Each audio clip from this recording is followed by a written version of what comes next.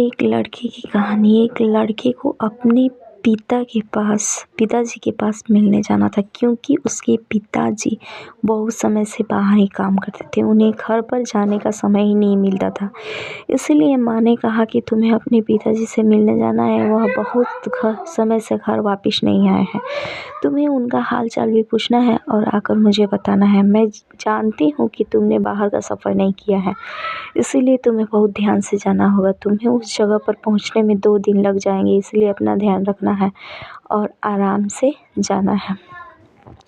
लड़के ने कहा कि आप चिंता न करें, मैं आराम से चला जाऊंगा। माँ ने कहा कि जब तुम पहले कभी नहीं गए हो, इसीलिए चिंता तो होती है। मैंने तुम्हारे खाने की कुछ चीज़ें रख दी हैं और कुछ पैसे भी रखते हैं जो तुम्हारे काम आएंगे। ध्यान से जाना और आराम से वापस आना।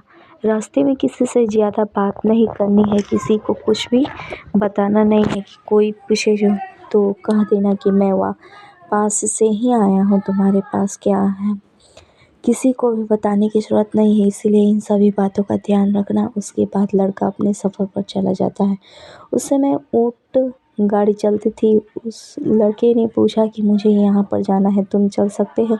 उसने कहा कि बैठ जाओ, अभी बहुत समय लग जाएगा, क्योंकि यह जगह 2 दिन का सफ़र लेती है और 2 और सवारी मिल जाए तो इसके बाद चलते हैं।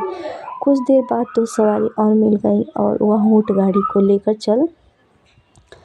उस समय में ऊँट गाड़ी चलती थी। उस लड़के ने पूछा कि मुझे यहाँ पर जाना है, तो तुम चल सकते हो? उसने कहा कि बैठ जाओ, अभी बहुत समय लग जाएगा, क्योंकि यह जगह 2 दिन का सफ़र लेती है। अगर 2 और सवारी मिल जाए तो उसके बाद चलते हैं। कुछ देर बाद 2 सवारी और मिल गई और वो ऊँट गाड़ी को लेकर चल दिया था। गर्मी का मौसम भी था, सफ़र भी बहुत थका देने वाला था, लेकिन जब जाना ही है तो इसे सोचना क्या। रात हो गई थी, सभी लोग थक चुके थे। मुझे भी कुछ देख लेना चाहिए। वह लड़का बाजार में घूम रहा था। एक छोटा लड़का किसी का सामान लेकर भाग रहा था। वो उस लड़के के पास आया और कहने लगा कि मेरे पीछे कुछ लोग पड़े हुए हैं, मुझे उन सभी से बचा लो। लड़के ने पूछा कि तुमने क्या किया है? उस छोटे बच्चे ने कहा कि मैंने रोटी ली है, मुझे भूख लग रही थी। कुछ देर बाद वह होटल वाला भी आ गया। उसने कहा कि यह लड़का वहाँ से रोटी लेकर भाग रहा था, हर रोज़ ऐसा ही करता है। आज इसे पता चला जाएगा कि ऐसा करना ठीक नहीं है। वह बच्चा बहुत ज़्यादा डर गया था। लड़के ने कहा कि जो भी तुम्हारा नुकसान हुआ है मैं पूरा कर देता हूँ। उसके बाद लड़के ने उसका उधार चुका दिया था। लड़के ने बच्चे से कहा कि ऐसा नहीं करते। वह लड़का कहने लगा कि मुझे भूख लगी थी, ऐसा इसलिए किया था। लड़के ने पूछा कि तुम्हारा घर कहाँ है? वह कहने लगा कि मेरा कोई घर नहीं है। लड़के को उस पर दया आ गई।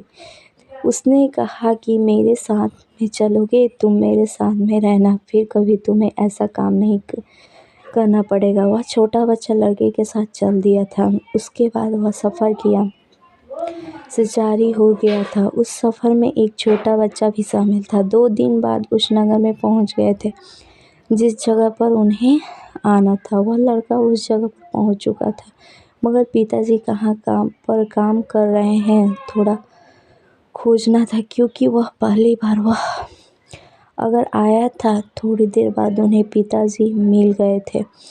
अपने लड़के को देखकर वो बहुत खुश हुए थे, लेकिन साथ में यह छोटा बच्चा किसका है? पिताजी ने यह पूछा तो लड़के ने बताया कि किस तरह वो इस छोटे बच्चे से मिला था। जब पिताजी को यह सब पता चला तो वो बहुत खुश हुए, क्योंकि उनके बेटे ने किसी की मदद की थी।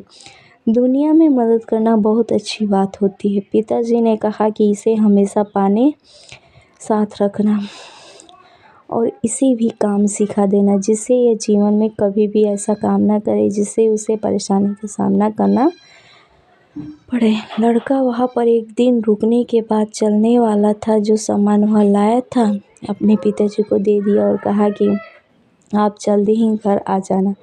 माँ ने कहा कि इस बार बहुत समय हो गया है, आप घर नहीं आए। पिताजी ने कहा कि यहाँ पर इतना काम होता है कि यहाँ से निकला नहीं जाता, लेकिन कुछ दिन बाद मैं घर ज़रूर आऊँगा। उसके बाद लड़का वापस चला गया था। दोनों साथ में ही घर जाने लगे थे। जब 2 दिन बाद वह घर पहुँचे तो माँ ने भी यही पूछा कि यह बच्चा किसका है। लड़के ने पूरी बात माँ को भी बताई। उसके बाद माँ ने कहा कि यह अब से यही रहेगा और तुम्हारा छोटा भाई, इसलिए इसका ध्यान भी तुम्हें ही रखना होगा। लड़के ने कहा कि आप चिंता ना करें, हम साथ में रहेंगे। माँ को अब लग रहा था कि हमारा लड़का अब बड़ा हो चुका है। वह सभी बातों को अच्छे से समझ रहा है, सबकी मदद भी कर रहा है। इस तरह वह बच्चा भी अपने परिवार में रहने लगा था।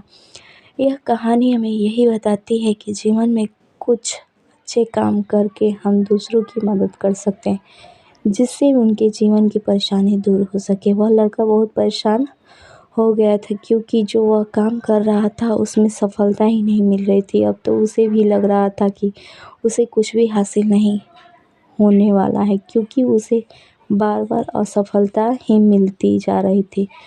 वह अब यह सोच बैठा था कि उसे कुछ नहीं होगा। अब वह अपने काम पर ही ध्यान नहीं देता था, क्योंकि वह उसे करना ही नहीं चाहता था। एक दिन वह साधु बाबा को देखता है। वह अपने हाथी के साथ थे। उस लड़के की नज़र जब हाथी पर गई तो वह देखता है कि हाथी एक रस्सी से बंधा हुआ है। वह रस्सी बहुत ही कमज़ोर थी, जबकि हाथी उसे भी तोड़ सकती थी। लेकिन वह लड़का देखता है कि हाथी कोई भी कोशिश नहीं कर रहा है। ऐसा क्यों था? वह लड़का साधु बाबा के पास जाता है। वह कहता है कि यह हाथी इस रस्सी को तोड़ सकता है, लेकिन फिर भी आपने यह रस्सी से बांधी हुई है। साधु बाबा कहते हैं, जब यह हाथी बहुत छोटा था तभी से यह रस्सी बंधी हुई है। जब हाथी बहुत छोटा था इसने रस्सी को तोड़ने की बहुत कोशिश की थी, लेकिन यह इसे तोड़ नहीं पाया था। शायद यही वजह है कि अब यह कोशिश नहीं करना चाहता। यह सुनकर लड़के के मन में एक विचार बहुत तेज़ी से दौड़ा गया था। वह समझ गया था कि वह हाथी की तरफ बन गया है। वह भी कोशिश नहीं कर रहा है, जबकि वह अपने काम को कर सकता है। वह साधु बाबा को प्रणाम करता है, क्योंकि उनकी वजह से वह अपने काम को फिर से पूरा कर सकता है। जीवन में ऐसी समस्या आती है, लेकिन हमें धैर्य से काम लेना चाहिए। दोस्तों, आपको ये वीडियो पसंद आई तो प्लीज़ वीडियो को लाइक और चैनल को सब्सक्राइब ज़रूर कीजिए। धन्यवाद।